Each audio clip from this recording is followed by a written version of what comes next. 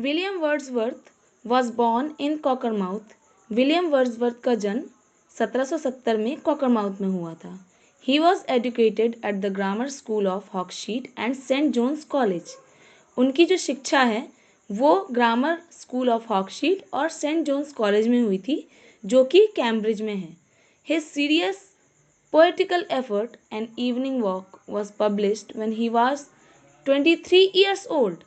उनकी सबसे प्रसिद्ध और सबसे प्रभावित जो कविता है जिसका नाम था एन इवनिंग वॉक, उस समय प्रकाशित हुई यानी कि पब्लिश हुई जब वो सिर्फ 23 साल के थे। Later he became a friend of S.T. Coleridge and in collaboration with him wrote the Lyrical Ballads 1798। बाद में वे S.T. कॉलरिज के दोस्त बन गए और उनके साथ मिलकर उन्होंने एक कविता लिखी जिसका नाम लिरिकल बैलेड्स था। Wordsworth's poetical career was long one and he composed a large number of poems. Wordsworth का जो कवि जीवन था यानी कि उनका जो करियर था वो काफ़ी लंबा चला और उन्होंने बहुत सारी पोएम्स लिखी। He was a great admirer and a sincere lover of nature. वे प्रकृति के एक बहुत गहरे प्रशंसक और एक बहुत ही प्यार करने वाले थे प्रकृति से। Nature for him was guide, guardian and soul of his moral being. प्रकृति उनके लिए उनकी आदर्श थी, उनके परिजन थे और उनके अस्तित्व का एक बहुत ज़रूरी हिस्सा था। He was a worshipper of nature. वे प्रकृति के पुजारी थे। He compose poem on natural objects.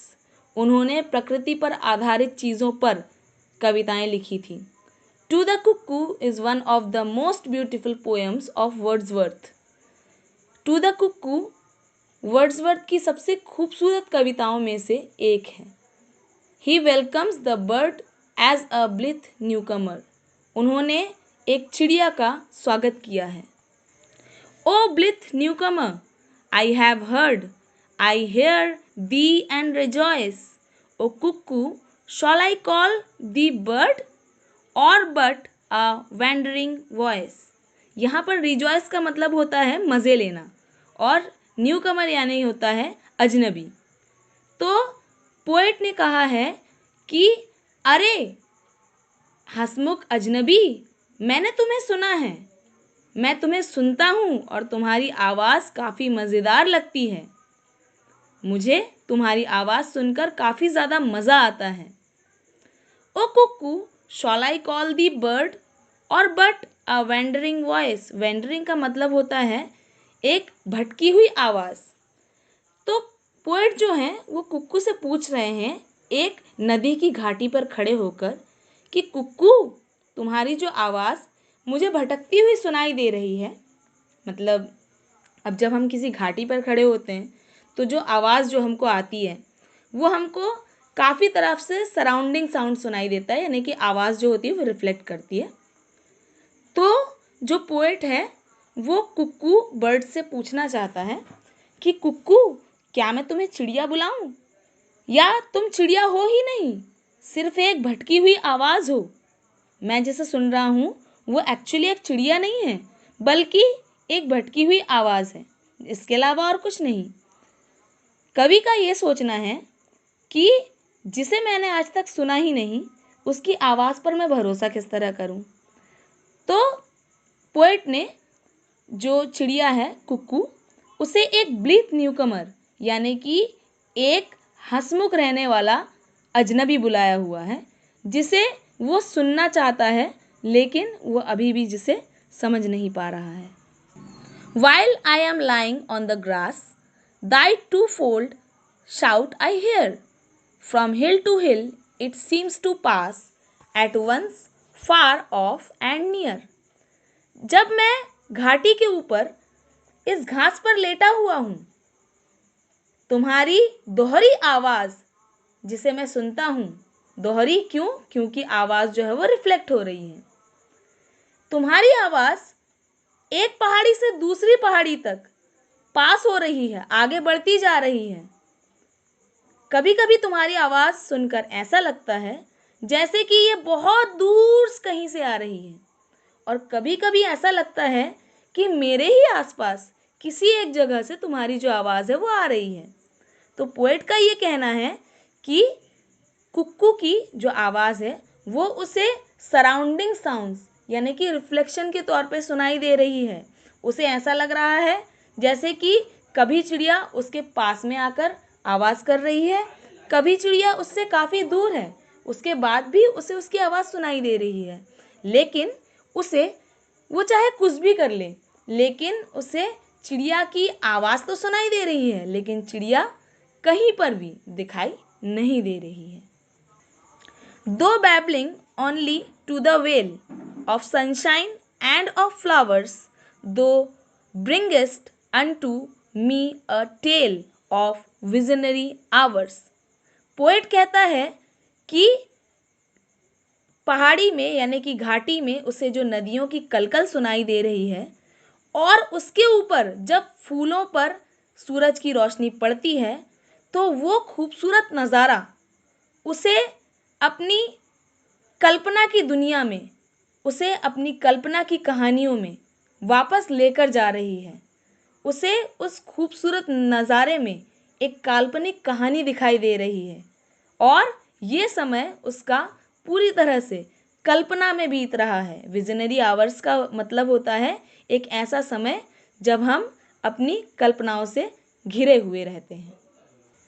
Thrice welcome, darling of the spring, even yet thou art to me no bird, but an invisible thing, a voice, a mystery.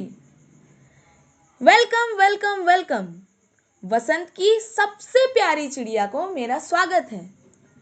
पर मुझे अब भी समझ में नहीं आ रहा है कि क्या मैं एक चिड़िया की आवाज़ सुन रहा हूँ या भगवान की किसी कला को अपने आसपास देख पा रहा हूँ। मुझे कोई चिड़िया दिखाई नहीं देती, लेकिन एक अदृश्य चीज़ दिखाई देती है जो कि दिखती ही नहीं है। इसीलिए मैं तुम्हें एक आवाज़, एक राज कह के बुलाना चाहूँगा। पोएट अब कुक्कू की वॉइस को एक मिस्ट्री कहना चाहता है, क्योंकि कुक्कू की वॉइस अब उसे सुनाई तो दे रही है, लेकिन अब भी वो उसे दिखाई नहीं दे रही है।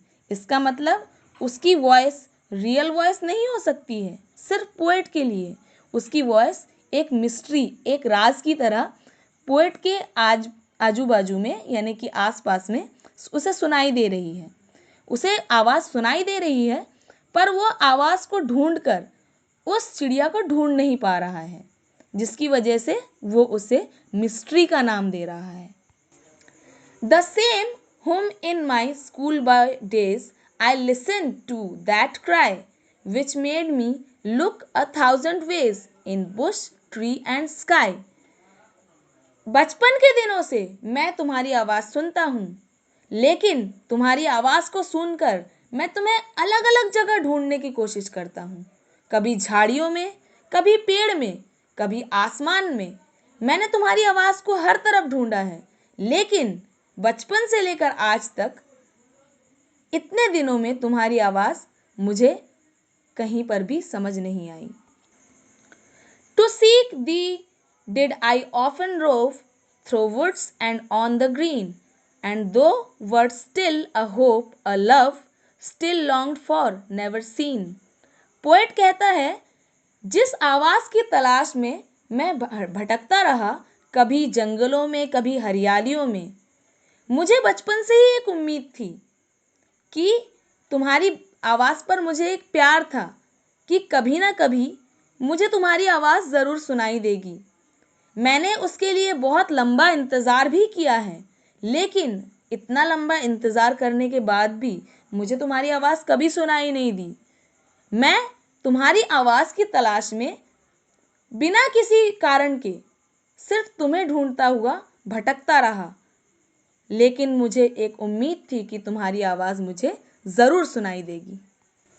And I can listen to thee yet, can lie upon the plain and listen till I do beget that golden time again.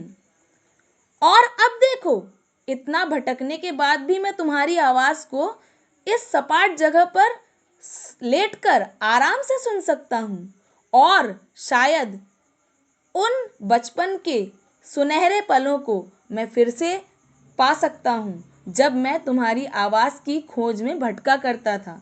उसकी जगह आज देखो, इस पहाड़ी की घाटी की छोटी सी जगह में, इस सपाट जगह पर लेटे हुए भी मुझे तुम्हारी आवाज़ आराम से सुनाई देती है और मैं इसे एंजॉय कर रहा हूँ।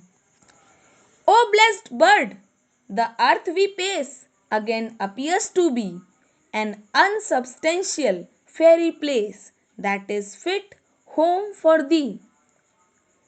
आज मैं तुम्हें कहना चाहता हूँ कि कुक्कू चिड़िया, तुम धन्य हो। तुमने इस दुनिया में, इस धरती पर जन्म लिया है और आज हम कदम से कदम मिलाकर साथ चल सकते हैं।